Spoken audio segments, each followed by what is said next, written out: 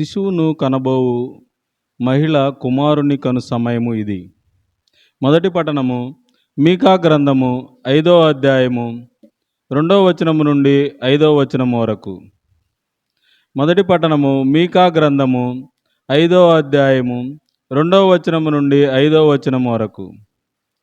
ప్రభువు ఇట్లనుచున్నాడు, బెత్లెహేము ఎఫ్రాతా, నీవు యూదా నగరములలో మిక్కిలి చిన్నదానవు, కానీ ఇజ్రాయేలు పాలకుడు నీ నుండియే ఉద్భవించును. అతని వంశము పురాతన కాలమునకు చెందినది. శిశువును కనబోవు మహిళ కుమారుని కనువరకు ప్రభు తన ప్రజలను శత్రువుల ఆధీనమున నుంచును. అటు పిమ్మట ఆ కుమారుని స్వదేశీయులు ప్రవాసము నుండి తిరిగి వచ్చి ఇజ్రాయేలు ప్రజలతో కలయుదురు. అతడు ప్రభు బలముతో, ప్రభువైన దేవుని ప్రభావముతో తన మందలను పాలించును. లోకములోని నరులెల్లరూ అతని ప్రభావమును అంగీకరింతురు కనుక వారు క్షేమముగా జీవింతురు. అతడు శాంతిని కొనివచ్చును. ఇది ప్రభువు వాక్కు. ప్రభువు మీతో ఉండునుగాక.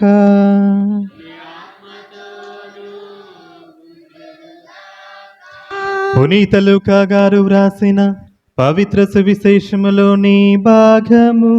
ప్రభువా మీకు మహిమ కలుగునుగాక. లూకా శుభవార్త 1వ అధ్యాయము వచనముల 39 నుండి 45 వరకు.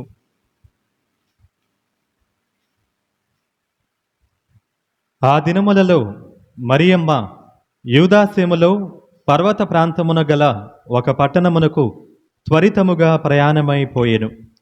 ఆమె జకర్యా ఇంటిలో ప్రవేశించి ఎలిజబెతమ్మకు వందనవచనము పలికెను. ఆ శుభవచనములు ఎలిజబెతమ్మ చెవిన పడగనే ఆమె గర్భమందు శిశువు గంతులు వేసెను. ఆమె పవిత్రాత్మచే పరిపూర్ణురాలాయెను. పిమ్మట ఎలిజబెతమ్మ ఎలుగెత్తి ఇట్లనెను, స్త్రీలందరిలో నీవు ఆశీర్వదింపబడిన దానవు, నీ గర్భఫలము ఆశీర్వదింపబడెను. నా ప్రభువు తల్లి నా యొద్దకు వచ్చుట నాకు ఏలాగు ప్రాప్తించెను? నీ వందన వచనములు నా చెవిని సోకగనే నా గర్భమందలి శిశువు ఆనందముచే గంతులు వేసెను. ప్రభువు పలికిన వాక్కులు నెరవేరునని విశ్వసించిన నీవెంత ధన్యురాలవు. ఇది క్రీస్తు సువిశేషము. హల్లెలూయా, హల్లెలూయా, హల్లెలూయా, హల్లెలూయా, హల్లెలూయా. తండ్రి వందనం, తండ్రి వందనం, తండ్రి స్తోత్రం, తండ్రి స్తోత్రం, తండ్రి ఆరాధన, తండ్రి ఆరాధన, తండ్రి మహిమ, తండ్రి మహిమ. యేసువా వందనం, యేసువా వందనం, యేసువా స్తోత్రం, యేసువా స్తోత్రం, యేసువా ఆరాధన, యేసువా ఆరాధన, యేసువా మహిమ, యేసువా మహిమ. పరిశుద్ధాత్మదేవా వందనం, పరిశుద్ధాత్మదేవా వందనం, పరిశుద్ధాత్మదేవా స్తోత్రం, పవిత్రాత్మదేవా స్తోత్రం, పరిశుద్ధాత్మదేవా ఆరాధన, పరిశుద్ధాత్మదేవా ఆరాధన, పరిశుద్ధాత్మదేవా మహిమ, పరిశుద్ధాత్మదేవా మహిమ. హల్లెలూయా, హల్లెలూయా, హల్లెలూయా, హల్లెలూయా, హల్లెలూయా, హల్లెలూయా, హల్లెలూయా, హల్లెలూయా. Praise the lord, praise the lord, praise the lord, praise the lord, praise the lord, praise the lord, praise the lord, praise the lord, praise the lord. Praise the lord. క్రీస్తునాథుని యందు ప్రియ సహోదరి సహోదరులారా, ఈనాడు మన ప్రత్యేకమైనటువంటి రీతిలో మరియ తల్లి ఎందుకని ధన్యురాలు అని పిలువబడిందని దాని మీద మనందరము కూడా ఈ యొక్క క్షణములో ఈ యొక్క ప్రసంగం సమయమున ధ్యానం చేసుకుందాం. మరియ తల్లి ఎందుకని ధన్యురాలు అని పిలువబడింది? మీ అందరికీ కూడా ఒక ప్రశ్న వేస్తే మీరేమని సమాధానం చెబుతూ ఉంటారు? ఎందుకని మరియ తల్లి ధన్యురాలుగా పిలువబడింది? మీ సమాధానం ఏంటిది? చెప్పాలి. క్రీస్తు ప్రభువుకి జన్మనిచ్చిన తల్లి కాబట్టి ధన్యురాలని పిలువబడింది. ఇంకా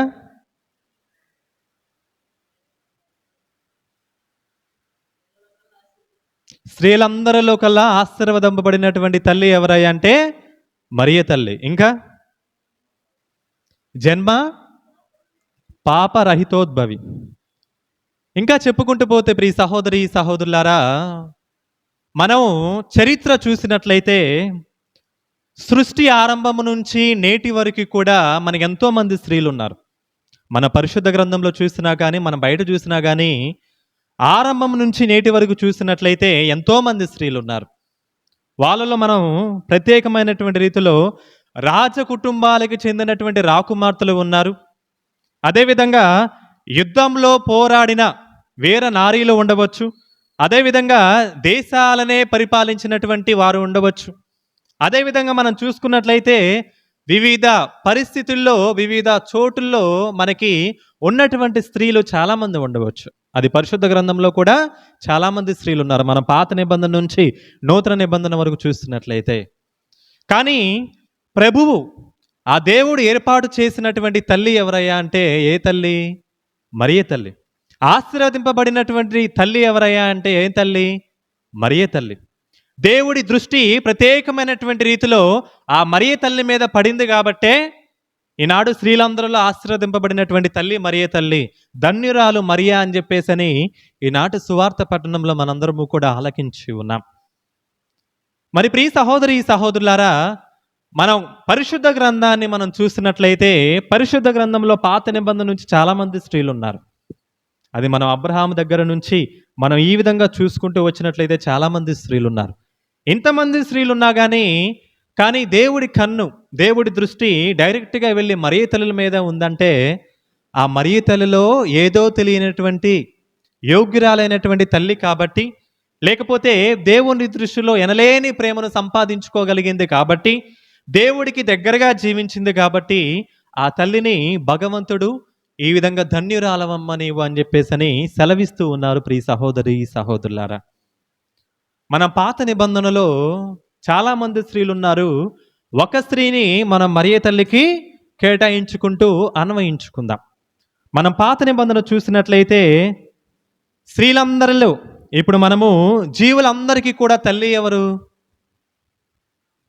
ఆది క్రైస్తవులందరికీ కూడా తల్లి ఎవరు? అవ్వ ఆదామా? అవ్వ. మనము ఆది కాండము 3వ అధ్యాయము 6వ వచనం చూసినట్లయితే ఈ ఏవమ్మ ఏం చేసిందయ్యా అంటే మనం చదువుదు. ఆది కాండము 3వ అధ్యాయం 6వ వచనం. స్త్రీకి ఆ చెట్టు కనుల పండుగగా ఉండెను, దాని పండు తినుటకు రుచిగా ఉండనని తోచెను. ఆ పండు వలన తెలివితేటలు కలిగిన ఎంత బాగుండునో కదా అని ఆమె తలంచెను. ఇట్లా అనుకొని ఆమె ఆ చెట్టు పండ్లు కోసి తాను తిని భర్తకును ఆ పండ్లను ఇచ్చెను అని చెప్పేసని అతడును తిన్నారు. సాతాను మాయలో పడి సాతాను చెప్పినటువంటి మాటలన్నీ కూడా విని తను మాత్రమే పాపము చేయకుండా తన భర్తను సైతం కూడా పాపం చేయించగలిగింది. ఎవరు? అవ్వ. పాపం చేసిన తర్వాత దేవుడు అక్కడ తిరుగుతూ ఉంటే ఏం జరిగిందో మనం ఆలకిద్దాం. 2వ అధ్యాయం 8వ వచనం చదువుకుందాం. దేవుడైన యావే ఏదోనులో, తర్వాతమ్మా చదవండి. దానిలో ఉంచెను.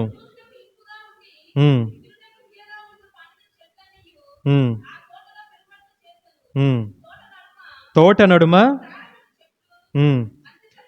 8వ వచనం చదవండి. దేవుడైన యావే ఏదోను తోటలో తిరుగాడుచుండెను, ఆయన అడుగుల చప్పుడు వారికి వినపడెను, వారు ఆయన కంటికి కనపడకుండా చెట్ల నడుమ దాక్కున్నారు. ఏం చేస్తూ ఉన్నారు వాళ్ళిద్దరూ కూడా? ఏం చేస్తూ ఉన్నారు వారిరువురు కూడా? దేవుడు అక్కడ తిరుగుతూ ఉన్నాడు, ఆయన అడుగుల చప్పుడు వినపడగానే వెళ్ళి ఎక్కడో దాక్కున్నారు. ఇక్కడ ఏం జరుగుతుందయ్యా అంటే అప్పటిదాకా దేవుని దృష్టిలో మంచిగా జీవించినటువంటి వాళ్ళు అప్పుడు ఏం చేస్తారా అంటే పాపము చేయగానే దేవుడు కనబడగానే ఆయన అడుగుల చప్పుడు వినపడగానే వెళ్ళి దాక్కుంటూ ఉన్నారు. ప్రియ సహోదరి సహోదరులారా, దేవుడు అడుగుల చప్పుడు వారికి వినపడగానే దేవుడికి తనను తాను చూపించుకోలేకపోయింది. అదేవిధంగా సిగ్గుతో తన ముఖాన్ని దాచిపెట్టుకుంది. అదేవిధంగా అవమానంతో దేవుని చూసేటటువంటి శక్తి లేక ఏం చేసిందయ్యా అంటే ఎక్కడికో వెళ్ళి కూర్చుంది. అదేవిధంగా పాపములో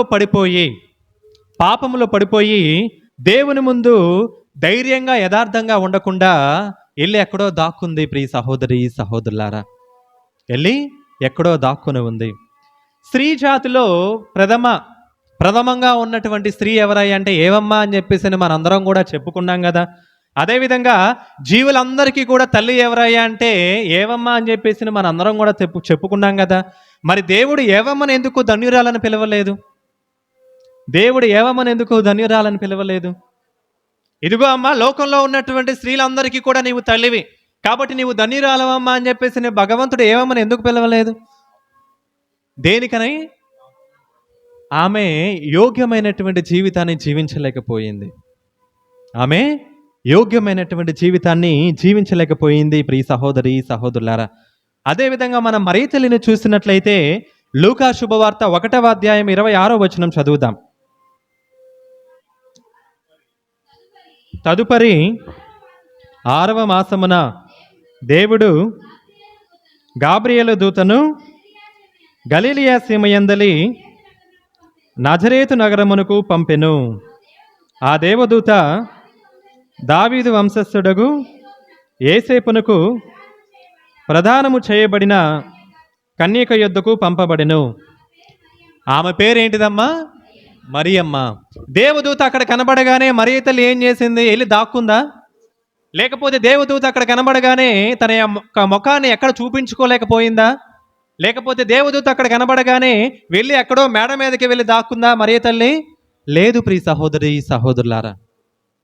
ఎందుకనంటే గాబ్రియేలే దేవదూత అక్కడ ప్రత్యక్షమైనప్పుడు డైరెక్ట్గా దేవదూతను చూడగలిగింది కాబట్టి, ఆమెలో ఉన్నటువంటి పవిత్రతను గుర్తించగలిగింది కాబట్టి మరియ తల్లి యోగ్యమైనటువంటి జీవితాన్ని జీవించినటువంటి తల్లిగా మనందరము కూడా పిలుచుకుంటూ ఉన్నాం. Praise the lord, praise the lord, praise the lord, praise the lord. అక్కడ ఏమేమో చూసుకున్నట్లయితే ఇదిగో అడుగుల చప్పుడు వినపడగానే వాళ్ళేమో వెళ్ళి దాక్కుంటూ ఉన్నారు. ఇక్కడ మరియ తల్లిని చూసినట్లయితే దేవదూత ప్రత్యక్షం అవ్వగానే ఆ దేవదూత కళ్ళల్లోకి ధైర్యంగా చూస్తూ ఇదిగో నేను నీతిమంతమైనటువంటి జీవితాన్ని జీవించాను, యోగ్యమైనటువంటి జీవితాన్ని జీవించాను అని చెప్పేసి మరియ తల్లి తన యొక్క యథార్థమైనటువంటి జీవితము ద్వారా నిరూపించింది. ప్రియ సహోదరి సహోదరులారా, అందుకనే మరియ తల్లిని భగవంతుడు ఏమని పిలుస్తూ ఉన్నాడు? ధన్యురాలు అని చెప్పేసి పిలుస్తూ ఉన్నాడు. దానికి కారణం ఏంటిదయ్యా అంటే ఆమె జీవించినటువంటి జీవిత విధానం అంత గొప్పగా ఉంది. నజరేతు నగరంలో అంతమంది స్త్రీలు ఉన్నారే, నజరేతు నగరంలో అంతమంది స్త్రీలు మంచి జీవితాన్ని జీవిస్తూ ఉన్నారే, ఎలిజబెతమ్మ దగ్గరికి వెళ్ళి కనపడొచ్చు కదా, లేకపోతే వివిధ రకమైనటువంటి స్త్రీల దగ్గరికి వెళ్ళి కనపడొచ్చు కదా. ఎందుకని దేవదూత వచ్చి కేవలం ఇదిగో అమ్మ నీవు ధన్యురాలవు అని చెప్పేసి సెలవిస్తూ ఉన్నారు? స్త్రీలందరూ నీవు ఆశీర్వదింపబడినటువంటి తల్లి అని చెప్పేసి ఎందుకు పిలువబడుతూ ఉన్నాడు అంటే మరియ తల్లి జీవితమే దానికి సాక్ష్యము. ప్రియ సహోదరి సహోదరులారా, అటువంటి గొప్ప తల్లిని ఆనాడే కాకుండా ఈనాడు కూడా మనందరము కూడా గొప్పగా ధన్యురాలు అమ్మ నీవు ధన్యురాలు అని చెప్పేసి చాలా గొప్పగా పిలుచుకుంటూ ఉంటాం. ప్రియ సహోదరి సహోదరులారా, మరి నేను ఇంతకు నుంచి చెబుతూ ఉన్నాను, యథార్థమైన జీవితం, మంచి జీవితం, నీతివంతమైనటువంటి జీవితం అంటే ఏంటిది? మీ అందరికీ కూడా ఒక ప్రశ్న. యథార్థమైనటువంటి జీవితం అంటే ఏంటిది? నీతివంతమైనటువంటి జీవితం అంటే ఏంటిది? ఏ విధంగా జీవిస్తే ఇదిగో ఈమె యథార్థమైనటువంటి జీవితాన్ని జీవిస్తూ ఉంది, ఏ విధంగా జీవిస్తే ఇదిగో ఈవిడ నీతివంతమైనటువంటి జీవితాన్ని జీవిస్తూ ఉంది? ఎప్పుడు చెప్పగలం? అదంతా కూడా మనము చెప్పాలి. ఎలా జీవిస్తే ఇదిగో ఆవిడ ఈ విధంగా జీవించింది అని చెప్పేసి చెప్పగలం? దేవుని దృష్టిలో మంచి జీవితాన్ని జీవిస్తే, దేవుని ఆజ్ఞలన్నీ కూడా తూచా తప్పకుండా పాటిస్తే, ప్రతి దివ్య పూజావళిలో భక్తియుతంగా పాల్గొంటూ ఉన్నప్పుడు, దివ్య పూజావళి ప్రారంభమైన దగ్గర నుంచి చివరి దాకా భక్తి విశ్వాసంతో ప్రార్థన చేస్తే అప్పుడు ఏమంటూ ఉంటాం? ఏమని పిలుచుకుంటూ ఉంటాం? ఇదిగో ఈ మంచి జీవితాన్ని జీవించింది. అది కాదు ప్రియ సహోదరి సహోదరులారా. మనం ఎంత దేవాలయానికి వచ్చినా కానీ, దేవాలయానికి వచ్చి నిండి విశ్వాసంతో పాల్గొంటూ ఉన్నా కానీ, దేవాలయంలో గురువు గారు చెప్పినటువంటి వాక్యాన్ని వింటున్నా కానీ, విన్నటువంటి వాక్యాన్ని నీవు బయటికి వెళ్ళి నీ నిజ జీవితంలో నీవు అనుసరిస్తూ ఉన్నావా అనేదే ముఖ్యం. అప్పుడు అనుసరిస్తూ ఉంటే ఇదిగో ఈమె మంచి జీవితాన్ని జీవిస్తూ ఉందని చెప్పగలం. ఇదిగో ఈయన మంచి జీవితాన్ని, యథార్థమైనటువంటి జీవితాన్ని జీవిస్తూ ఉన్నాడని చెప్పగలం. లేదు, గుడంతా కూడా అయిపోయిన తర్వాత దివ్య పూజా బలి, క్రీస్తు ప్రభు వాక్యం విన్న తర్వాత, ఆయన శరీర రక్తాలను స్వీకరించిన తర్వాత, బయటికి వెళ్ళిన తర్వాత మళ్ళీ యథారాజా తదావిదంటే కుదరదు. ప్రియ సహోదరి సహోదరులారా, praise the lord, praise the lord, praise the lord, praise the lord, praise the lord, praise the lord. Praise the lord. యథార్థమైనటువంటి జీవితాన్ని మనం ఏ విధంగా జీవించాలో మనము ఈ యొక్క 21వ సెంచరీలో ఉన్నప్పుడు మనందరి చేతుల్లో ఏమేమి ఉంటూ ఉన్నాయి? మనందరి చేతుల్లో ఏమేమి ఉంటూ ఉన్నాయి? మొబైల్స్, అవునా కదా? మొబైల్ ఫోన్స్ ప్రతి చిన్నారి బిడ్డ చేతుల్లో కూడా మొబైల్ ఫోన్లో ఉంటూ ఉంది. చిన్నప్పటి నుంచి పెద్ద అయిన తర్వాత కూడా ముసలి ప్రాయం వచ్చేదాకా కూడా ఆ యొక్క మొబైల్ ఫోన్స్ అనేది ప్రతి ఒక్కరూ కూడా క్యారీ ఆన్ చేస్తూ ఉన్నారు, కంటిన్యూ చేస్తూ ఉన్నారు. కానీ ప్రియ సహోదరి సహోదరులారా, మన హెబ్రీయులకు రాయబడిన లేఖ 4వ అధ్యాయము 13వ వచనం చదువుకుందాం. హెబ్రీయులకు రాయబడిన లేఖ 4వ అధ్యాయము 13వ వచనం. దేవుని వద్ద నుండి దాచగలిగినది ఏదియును లేదు, సర్వ సృష్టి యందు అంతయును ఆయన కంటికి సుస్పష్టమే. ఆయనకే మనందరము కూడా బాధ్యులమై ఉన్నాము. నువ్వేం చేస్తూ ఉన్నావో, నీ నిజ జీవితంలో నువ్వు ఏ విధంగా జీవిస్తూ ఉన్నావో, ఇదిగో ఇది నేను ఒక్కనే ఉన్నాను కదా, ఇక్కడ ఇంకెవరూ కూడా లేరు కదా, మన ఇష్టం వచ్చినట్టు మాట్లాడవచ్చు, మన ఇష్టం వచ్చినట్లు జీవిస్తూ ఉండవచ్చు అంటే కుదరదు. ప్రియ సహోదరి సహోదరులారా, నీవు జీవిస్తున్నటువంటి జీవితం అంతా కూడా దేవుని దృష్టికి సుస్పష్టమే అని చెప్పేసి వాక్యం సెలవిస్తూ ఉంది. నీవు జీవిస్తున్నటువంటి జీవిత విధానం అంతా కూడా దేవుని చూస్తూ ఉన్నాడు. చుట్టుప్రక్కల ఎవరు కూడా లేకపోయినా కానీ, సీసీ కెమెరాస్ లేకపోయినా కానీ దేవుడు మాత్రం పరిశీలిస్తూనే ఉంటాడు. ప్రియ సహోదరి సహోదరులారా, అదేవిధంగా మనం సామెతల గ్రంథము 15వ అధ్యాయము 3వ వచనం చదువుకుందాం. సామెతల గ్రంథము 15వ అధ్యాయము 3వ వచనం.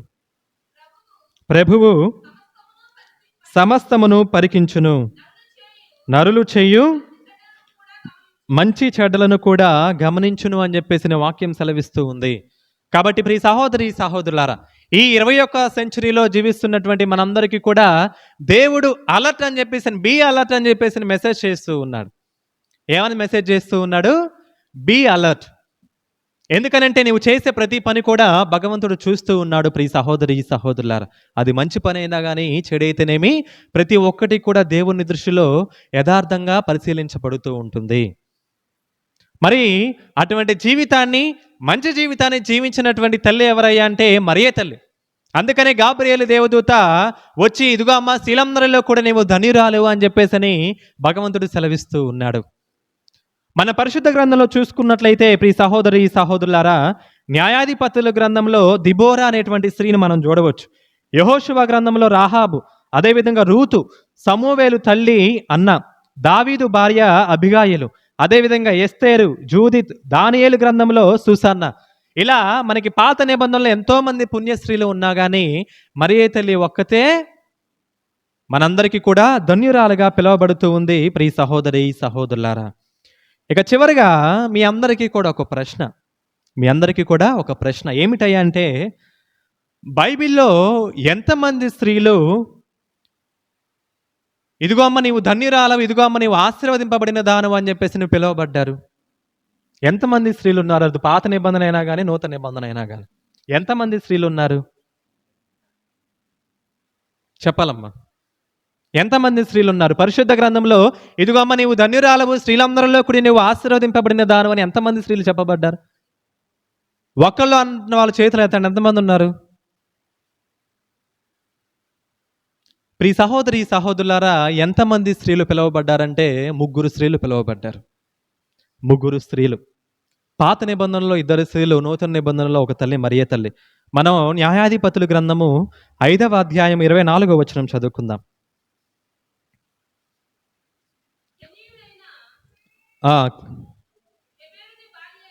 హేబేరుని భార్యయగు యాయేలు స్త్రీలందరికంటే ధన్యురాలు, గుడారములందు వసించు వనితలందరికంటే ధన్యురాలు అని చెప్పేసని ఎవరు పిలువబడ్డారు? యాయేలు అనేటువంటి స్త్రీ పిలువబడింది. ప్రియ సహోదరి సహోదరులారా, ఎవరు పిలిచారు ఆవిడ్ని? దెబోరా అనేటువంటి స్త్రీ ఈ యాయేలు అనేటువంటి స్త్రీని ఇదిగోమ్మ నీవు ధన్యురాలు అని చెప్పేసని పిలిచింది. ఇక రెండవ స్త్రీ ఎవరయ్యా అంటే యూదీతు గ్రంథము 13వ అధ్యాయము 18వ వచనం చదువుకున్నట్లయితే, అంతటా ఉజ్జియా యూదీతుతో ఇట్లా నేను, కుమారి, సర్వశక్తిమంతుడైన దేవుడు నిన్ను లోకంలోని స్త్రీలందరికంటే ఎక్కువగా దీవించెను. భూమి ఆకాశములను సృజించినటువంటి మన దేవుడు స్తుతించి కీర్తింపదగినవాడు అని చెప్పేసని రెండవసారిగా స్త్రీలందరిలో కూడా నీవు ధన్యురాలు అని చెప్పేసని, ఆశీర్వదింపబడిన దానవమ్మ అని చెప్పేసని పిలువబడినటువంటి స్త్రీ ఎవరయ్యా అంటే ఎవరు? యూదీతు. ప్రియ సహోదరి సహోదరులారా, వీళ్ళిద్దరు స్త్రీలు. ఇక మూడవ స్త్రీ ఎవరు? లూకా శుభవార్త 1వ అధ్యాయం 42వ వచనం. పిమ్మట ఎలిజబెతమ్మ ఎలుగెత్తి ఇట్లా నేను, స్త్రీలందరిలో నీవు ఆశీర్వదింపబడిన దానవు, నీ గర్భఫలము ఆశీర్వదింపబడును అని చెప్పేసని మూడవసారి ధన్యురాలుగా అని పిలువబడినటువంటి స్త్రీ మరియ తల్లి. కానీ ప్రియ సహోదరి సహోదరులారా, మనం వాక్యాన్ని కనుక జాగ్రత్తగా ఆలకించినట్లయితే ఈ ముగ్గురు స్త్రీలు కూడా ధన్యురాలు అని చెప్పేసి ఆశీర్వదింపబడినటువంటి వారు అని పిలువబడ్డారు. కానీ వీరి ముగ్గురిలో మరియ తల్లికే ఎక్కువ ఎందుకు ప్రాధాన్యత ఇవ్వబడిందయ్యా అంటే, వారిరువురిని కూడా పిలిచినటువంటి స్త్రీలు ఎవరు? సాధారణమైనటువంటి స్త్రీలు. ఎందుకని వారు ధన్యురాలుగా పిలువబడ్డారు అంటే, క్రీస్తు ప్రభువుని, భగవంతుడిని, యావే దేవుడు అనుసరిస్తున్నటువంటి వారిని చంపిస్తున్నటువంటి శత్రువులని హతము చేసినటువంటి వారిరువురు కూడా ఈ స్త్రీలు. ఎవరెవరు? యాయేలు ఒకళ్ళు, యూదీతు ఒకళ్ళు. అదేవిధంగా మరియ తల్లి ఏం చేసిందయ్యా అంటే, జనులందరినీ కూడా పీడిస్తున్నటువంటి సైతానుని ఏం చేసింది మరియ తల్లి? జనులందరూ కూడా పాపములో పడటానికి యొక్క కారణమైనటువంటి సాతానును తన పాదముల కింద వేసి అనగదొక్కినటువంటి స్త్రీ మరియ తల్లి. Praise the lord, praise the lord, praise the lord, praise the lord, praise the lord. మీకు ఇంకో రకంగా చెప్తా. ఏంటిదయ్యా అంటే, మరియ తల్లిని ఇదిగో అమ్మ నీవు ధన్యురాలని పిలిచినటువంటి స్త్రీ ఎవరు? ఎలిజబెతమ్మ. వారిరువురిని కూడా ఇదిగో అమ్మ నీవు ఆశీర్వదింపబడిన దానవు అని చెప్పేసి పిలిచినటువంటి స్త్రీలు సాధారణమైనటువంటి స్త్రీలైతే, మరియ తల్లిని పిలిచినటువంటి స్త్రీ ఏ విధంగా ఉందయ్యా అంటే ఎలిజబెతమ్మ. ఏ విధంగా ఉందయ్యా అంటే, మన లూకా శుభవార్త 1వ అధ్యాయము 41వ వచనం చదువుకుందాం. ఆ శుభవచనములు ఎలిజబెతమ్మ చెవిని పడగానే ఆమె గర్భమునందు శిశువు గంతులు వేసెను. ఆమె పవిత్ర ఆత్మచే పరిపూర్ణురాలాయెను. మనం జాగ్రత్తగా వాక్యాన్ని ఆలకించినట్లయితే ఆమె దేని చేత నింపబడుతూ ఉంది? పవిత్రాత్మ చేత నింపబడుతూ ఉంది. ప్రియ సహోదరి సహోదరులారా, పవిత్రాత్మ చేత నింపబడిన తర్వాత ఆ ఎలిజబెతమ్మ పలికినటువంటి మొట్టమొదటి మాట ఏమిటి? అమ్మా ఇదిగో స్త్రీలందరిలో కూడా నీవు ఆశీర్వదింపబడిన దానవమ్మా అని చెప్పేసని మరియ తల్లిని పిలుస్తూ ఉంది. ప్రియ సహోదరి సహోదరులారా, అంటే పవిత్రాత్మ దేవుడు ఎలిజబెతమ్మను పవిత్రాత్మ చేత నింపబడి ఆమె మొట్టమొదటిసారిగా పలికినటువంటి మాటలు మరియ తల్లిని ఇదిగో అమ్మ నీవు స్త్రీలందరిలో కూడా ధన్యురాలు, ఆశీర్వదింపబడిన దానవమ్మ అని చెప్పేసని దేవుడే మరియ తల్లిని డైరెక్ట్గా పిలుస్తూ ఉన్నాడు. ప్రియ సహోదరి సహోదరులారా, దేవుడే డైరెక్ట్గా మరియ తల్లిని పిలుస్తూ ఉన్నాడు. మరి ఈనాడు మరియ తల్లిని మనందరము కూడా తల్లిగా భావిస్తూ ఉన్నాం, అవునా కదా? మరియ తల్లిని మనందరము కూడా తల్లిగా భావిస్తూ ఉన్నాం. ప్రతిరోజు కూడా పూజకు ముందు జపమాలని ప్రారంభం నుంచి చివరి దాకా చెబుతూ ఉన్నాం. మరి మరియ తల్లి వల్ల యథార్థమైనటువంటి జీవితాన్ని మనందరము కూడా జీవిస్తూ ఉన్నామా? ప్రశ్న. ప్రియ సహోదరి సహోదరులారా, మరియ తల్లి వలె యథార్థమైనటువంటి జీవితాన్ని జీవిస్తూ ఉన్నామా? దేవుడు చెప్పినటువంటి వాక్యాన్ని తన యొక్క జీవితంలో శిరసా వహించినటువంటి స్త్రీ మరియే తల్లి. ఇదిగో మా స్త్రీలందరిలో కూడా నీవు ఆశీర్వదింపబడిన దానవు. ఉట్టిగానే చెబుతారు ఈ మాట. దేవుడే డైరెక్ట్గా వచ్చి ఇదిగో మా స్త్రీలందరిలో నీవు ఆశీర్వదింపబడిన దానవు అని చెప్పేసి ఊరికనే చెప్తారా ప్రియ సహోదరి సహోదరులారా? ఊరికనే చెప్పరు. మీకు చిన్న ఉదాహరణ చెబుతా. ఏమిటయ్యా అంటే, ఇప్పుడు ఎగ్జామ్స్లో ఉన్నప్పుడు, ఎగ్జామ్ జరుగుతూ ఉన్నప్పుడు ఒక స్కూల్లో ఉన్నటువంటి పిల్లలందరూ కూడా కొంతమంది మిడిల్ స్టూడెంట్స్ ఉంటారు, కొంతమంది యావరేజ్ స్టూడెంట్స్ ఉంటారు, కొంతమంది టాపర్స్ ఉంటారు, కొంతమంది తక్కువ జ్ఞానాన్ని కలిగినటువంటి వాళ్ళు కూడా ఉంటారు. కానీ కొంతమందికి మాత్రమే టాపర్స్గా ఫస్ట్ ర్యాంక్ అని, సెకండ్ ర్యాంక్ అని, థర్డ్ ర్యాంక్ అని చెప్పేసి వస్తూ ఉంటాయి. అందరికీ కూడా ఎందుకు రావు? అందరికీ కూడా ఎందుకు రావు?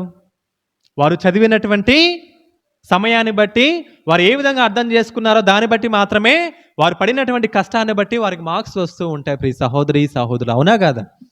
జీవితంలో కూడా మనం యథార్థమైనటువంటి జీవితాన్ని ప్రభువు వచ్చి మరియే తల్లి మీద ఇదిగోమ్మ నీవు ధన్యురాలు అని చెప్పేసి సెలవిస్తూ ఉన్నారే, మరి అటువంటి గొప్ప జీవితాన్ని జీవించినటువంటి తల్లి మరియే తల్లి ప్రియ సహోదరి సహోదరులారా. Praise the lord, praise the lord, praise the lord, praise the lord, praise the lord, praise the lord. Praise మరి ది ఈనాడు లార్డ్. అటువంటి తల్లిని మనందరము కూడా ధన్యురాలు, ఇదిగో మరి ఆశీర్వదింపబడిన దానం అని చెప్పేసి జపమాల ద్వారా, అనేకమైనటువంటి పాటల ద్వారా ఆమెను మనందరము కూడా ఆరాధిస్తూ ఉన్నాం. కానీ ఎంతమంది ఆమెలో ఉన్నటువంటి సుగుణాలని అలవర్చుకుంటూ ఉన్నారు వారి జీవితంలో? ఎంతమంది ఆమెలాగా యథార్థమైనటువంటి జీవితాన్ని జీవిస్తూ ఉన్నారు? ఎంతమంది వస్తున్నటువంటి ప్రతి ఒడిదుడుకును కూడా ఎదుర్కొంటూ జీవిస్తూ ఉన్నారు?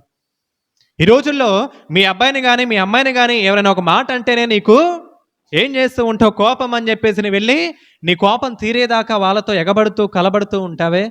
ఆనాడు క్రీస్తు ప్రభు ఏ పాపం చేయకపోయినా కానీ క్రీస్తు ప్రభు నడి వీధులలో నడిపిస్తూ ఉన్నప్పుడు, ఆయన మొహం నుంచి రక్తం కారుతూ ఉన్నప్పుడు, జనులందరూ కూడా ఉమ్మి వేస్తూ ఉన్నప్పుడు, రాళ్ళు విసిరివేస్తూ ఉన్నప్పుడు, ఆ మరియ తల్లి ఏం చేస్తూ ఉంది? జరుగుతున్నటువంటి అంతా కూడా తన యొక్క మనసులో పదిలపరుచుకుంటూ ఉంది, కానీ నోరెత్తి ఒక్క మాట కూడా అనలేదు ప్రియ సహోదరి సహోదరు. ఎందుకంటే దేవుడి చిత్తం అలా ఉంది తన యొక్క జీవితంలో.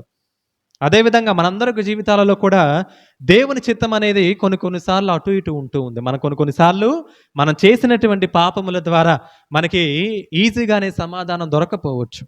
కానీ ఇదిగో ప్రభువు, నేను ఎంత ప్రార్థన చేసినా కానీ నాకు ఎటువంటి సమాధానం రావట్లేదేంటి? నేను ఎంత ప్రార్థన చేసినా కానీ, ఎంత గొప్ప ప్రార్థన చేసినా కానీ నాకు కావాల్సిన అద్భుతం జరగట్లేదేంటి అని చెప్పేసి మనలో చాలామంది అనుకుని ఉండవచ్చు. కానీ దేవుడు కురిపిస్తున్నటువంటి అనుగ్రహాలను నువ్వు ఎందుకు పొందలేకపోతూ ఉన్నావు అంటే, దానికి నీ జీవితమే కారణం, నీ పాపమే కారణం. పాప సంకీర్తనం చేసి ఎన్ని రోజులైంది? నీ యొక్క పాపాలన్నీ కూడా దేవుడి ముందర ఒప్పుకోక ఎన్ని రోజులైంది? ఎన్ని నెలలైంది? ఎన్ని సంవత్సరాలైంది ప్రియ సహోదరి సహోదరులారా? చిన్న ఉదాహరణ చెబుతా. ఏమిటయ్యా అంటే, ఇప్పుడు చర్చిలో ఉన్నప్పుడు ఇక్కడ ఉన్నటువంటి డోర్స్, విండోస్ అన్నీ కూడా క్లోజ్ చేసి బయట ఎవరన్నా మనం పిలుస్తూ ఉంటే మనకు వినపడుతూ ఉంటుందా? లేకపోతే లోపల నుంచి ఎవరైనా బయట పిలుస్తూ ఉంటే వినపడిద్దా? లేకపోతే బయట నుంచి ఎవరైనా ఏదైనా చూపిస్తూ ఉన్నప్పుడు మనకు వినపడిద్దా? అదేవిధంగా ప్రియ సహోదరి సహోదరులారా, నీ హృదయం అనేటువంటి ఆలయంలో పాపం అనేటువంటి గోడని చుట్టూ వేసి ఉన్నప్పుడు ఆ భగవంతుడు కురిపిస్తున్నటువంటి అనుగ్రహాలను నీవు ఎలా పొందుతావు? నీవు ఎలా పొందుతావు ప్రియ సహోదరి సహోదరులారా? కాబట్టి ఈనాడు భగవంతుడు నీకు నాకు ఇస్తున్నటువంటి విషయం ఒకటే, బీ అలర్ట్. ఏంటిది? Be alert. భగవంతుడు నీకు నాకు ఇస్తున్నటువంటి సందేశం ఒక్కటే, యథార్థమైనటువంటి జీవితాన్ని జీవిస్తూ మరియ తల్లిలో ఉన్నటువంటి సుగుణాలన్నిటిని కూడా మన యొక్క జీవితంలో అలవాటు చేసుకుంటూ మనం జీవించాలి అనేదే భగవంతుడి కోరిక. భగవంతుడి కోరిక ప్రియ సహోదరి సహోదరులారా. కాబట్టి దివ్య పూజావలలో మనందరం కూడా పాల్గొంటూ ఉండగా ఒకసారి ఆత్మ పరిశీలన చేసుకుందాం. ఏదో దేవాలయానికి వస్తూ ఉన్నాం, ప్రార్థనలు చేస్తూ ఉన్నాం, దివ్య బలి పూజలో పాల్గొంటూ ఉన్నాం, వాక్యాన్ని వింటూ ఉన్నాం, మళ్ళీ బయటికి వెళ్ళిన తర్వాత మా జీవితాన్ని మేము అలానే కొనసాగిస్తూ ఉన్నాం అనటానికి కుదరదు ప్రియ సహోదరి సహోదరులారా. విన్నటువంటి వాక్యాన్ని ఆలకించాలి. ఈనాడు మరియ తల్లిని మనందరము కూడా ధన్యురాలుగా పిలువబడుతూ ఉన్నాము. కాబట్టి ఆమెలో ఉన్నటువంటి సుగుణాలను, యథార్థమైనటువంటి జీవితాన్ని ప్రతి ఒక్కరము కూడా అనుసరించేలాగా మనం జీవిస్తూ ఉండాలి ప్రియ సహోదరి సహోదరులారా. కాబట్టి అటువంటి భాగ్యాన్ని మనందరికీ కూడా దయచేయమని ఈ దివ్య బలి పూజలో ప్రతి ఒక్కరము కూడా ప్రార్థించుకుందాం. పిత పుత్ర పవిత్ర ఆత్మ నామమున.